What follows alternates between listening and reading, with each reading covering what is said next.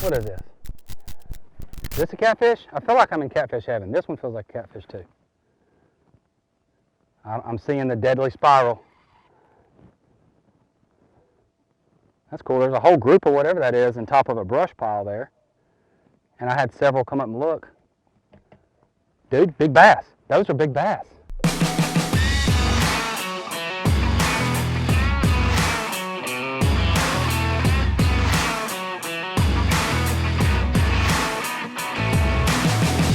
Look at that.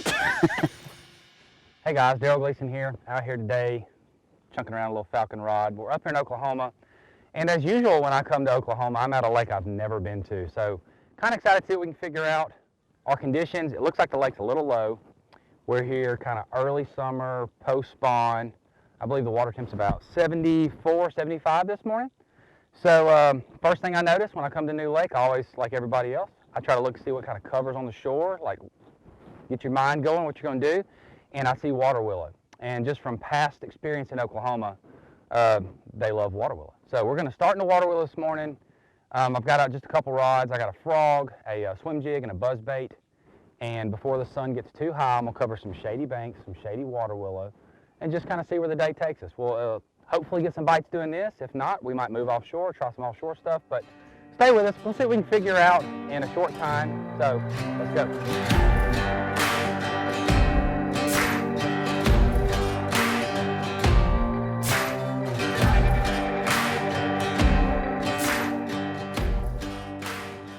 Got. He's not that big, but boy, he's streaking.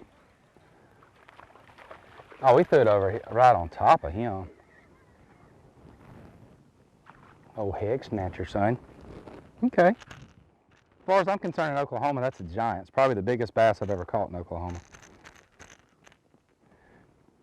These are deadly. Don't do it. See, now we're talking. Okay, that's 2 bites pretty quick on a square bill, just a shad color square bill. Again, not the size you're shooting for, but a little bit of feedback. I'm really feeling like with the water being a little lower, that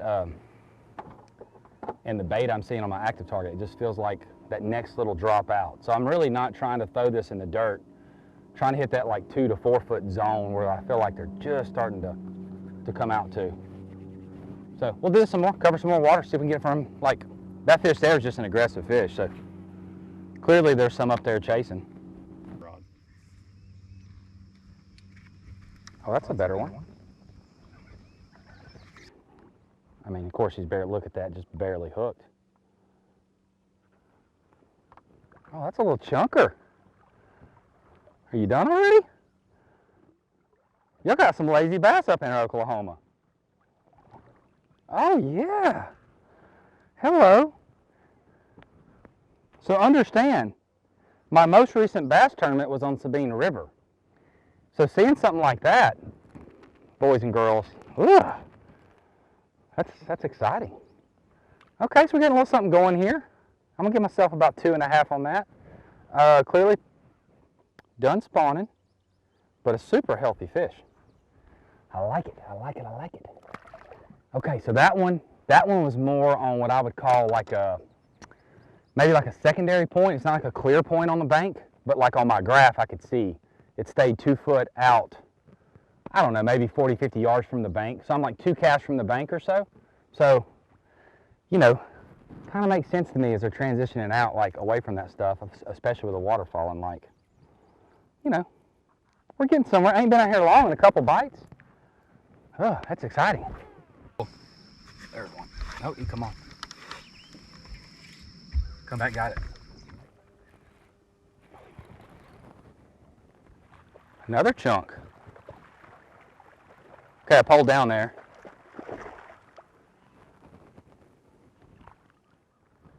Because I had one on it come off. I don't know if it was the same one that got it.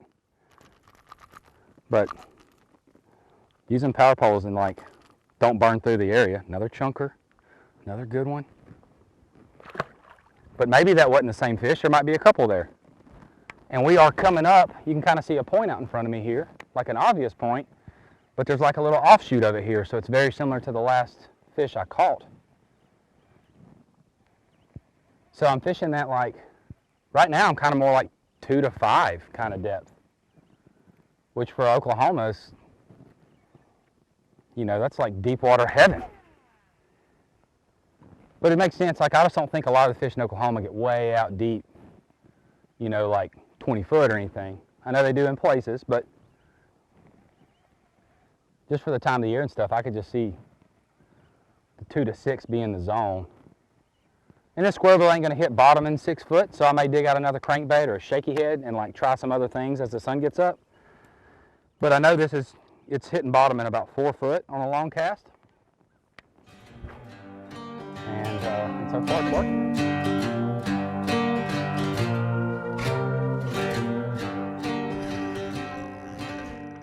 All in the tree. All in the tree. I think he's already come off.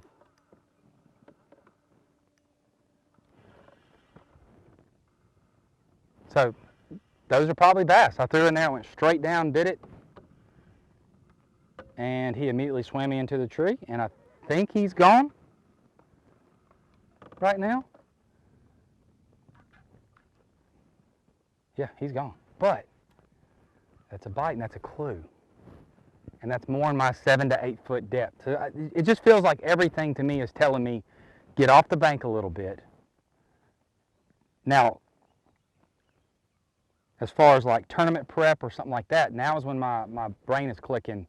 I want to spend more time in like 4 to 8 foot now looking for structure and stuff instead of beating the bank. Sun's getting overhead. Let's see, we're at 9 o'clock now. Sun's getting overhead, bright, calm.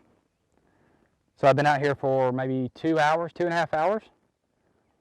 And if I did the intro all over again to how this started, you would see, like, I've already put those rods that I got out earlier. There's 3 rods I got out to go to the bank with. They're back there in timeout, and everything is transitioning. Everything in my mind is telling me to get away from the bank a little bit, look for this structure, and up around this part of the world, it's going to be little rock patches, little isolated brush piles, and stumps, like little isolated stumps. But I have a depth range in my mind now, so like, I'll fish this brush pile a little more, see if they'll bite. They may not, because I just kind of disturbed their world. And then I'm going to idle every point in the lake that I can, looking for more structure like this. So it's easy. You mark it, you jump up, use your forward sonar to see if there's some activity. If there is, you stay a little longer. If there's not, you move on.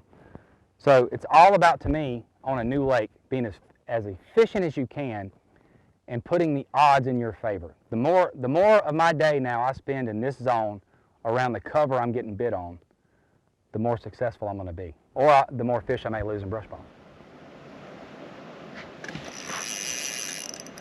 Dude, if that's a bass, that is a giant. I don't know if that's a bass. I think we got an old Oklahoma flat-headed slime ball is what we got on there. Dude, that's going to jump. That's a dang bass. I thought that was a catfish.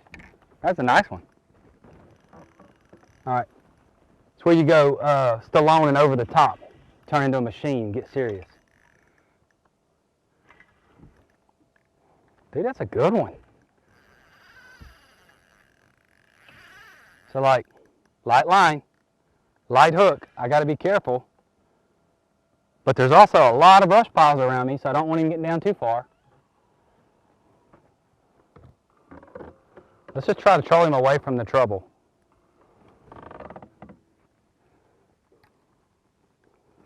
Yeah. That might be the largest bass I've ever seen in Oklahoma. I didn't know y'all built them up here like that. So this is where the patience comes in, right? Back you drag off. Every time he does that to the rod, you're tiring him out a little bit. And I want him really tired before I get down and try to get my hands on him. Barely hooked, of course, like they all are. Cannot believe he didn't just get away. He's barely hooked.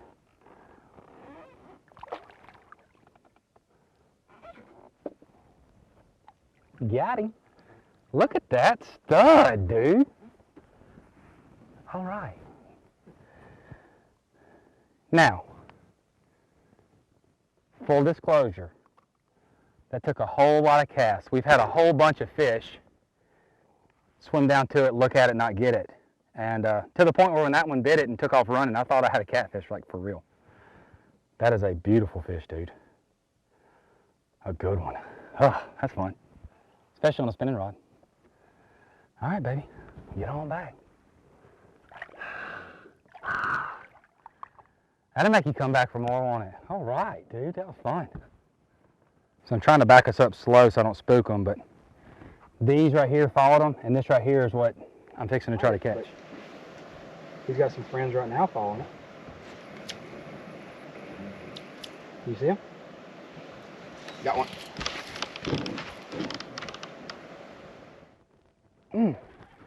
What is this?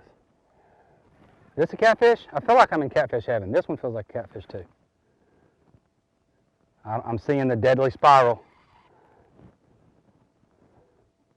That's cool. There's a whole group of whatever that is on top of a brush pile there. And I had several come up and look. Dude, big bass. Those are big bass. That's a big one. Okay, so same premise as I was just doing my spinning rod. I'm going to try to troll away and get him away from that structure a little bit. I only got 10-pound line on this little jerkbait rod. And there's treble hooks involved and a lot of fear. So I'm going to try to get him away from the stuff and get him tired before I get down there and try to get him. This is a twin of what I just caught, and I caught that one about 2 minutes ago. And this is after several hours of not doing well. Oh, that's a big one. Get through, buddy. There's a whole lot of hooks hanging out of his mouth. Ooh, ooh, it's variety day out here. Look at that slob. I call those ocean ponies, bro. When you can, like, that's your fish pose with them, that's a big one, son. Golly. He's so thick I can't get a hold of him. Dude. That is freaking awesome. Would not have caught that fish without my active target. I wouldn't have threw at him. And I'm a Falcon rods guy for life.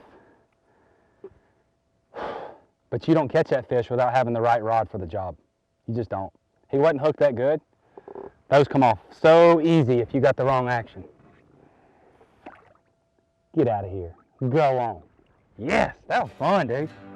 Feels like a tournament day right now.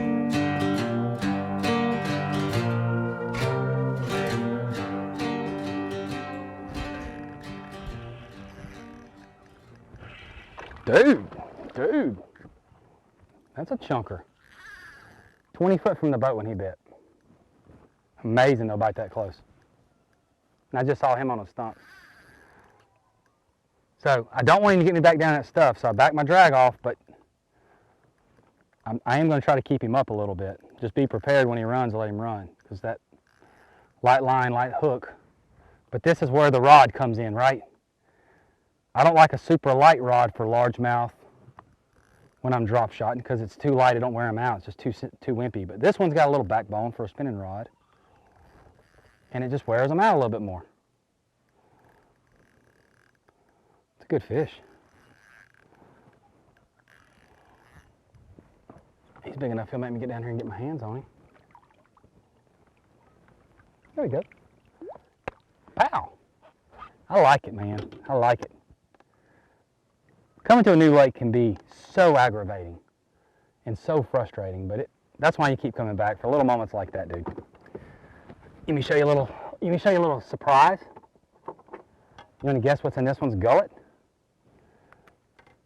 We just broke that fish off a minute ago. The hook actually broke. So I'm going to do a little surgery and get that worm out of there and that hook so he'll be good and healthy. But I had an old hook and apparently it broke the hook, and he went right back to the stump and acted the same way right afterwards. There we go. He actually wasn't hooked good. Got it all out. Good fish. Especially for this time of the year. This is some good fish. Means a lot when you have a good day like this on a new body of water, man. It's not always this easy. And it hasn't been easy. Caught maybe 8 to 10 fish, but that's 6 or 7 now, I think, that have been pretty good quality. So, all offshore too in Oklahoma. Tell your friends, get off the bank, Oklahoma people. Put your jorts up and get off the bank.